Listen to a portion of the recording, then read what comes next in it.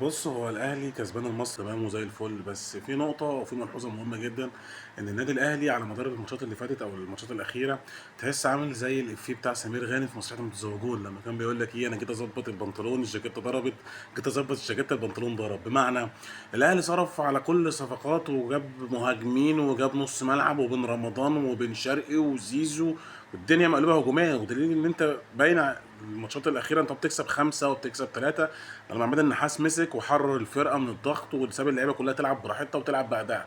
لكن انت نسيت حاجه مهمه جدا جس وات خط الدفاع يا فندم. انا مش هينفع اكمل بخط الدفاع بتاع ياسر ابراهيم ده ورامي ربيعه دول يا عم، والله العظيم ما ينفع، مش هينفع العب بيهم كاس عالم للانديه.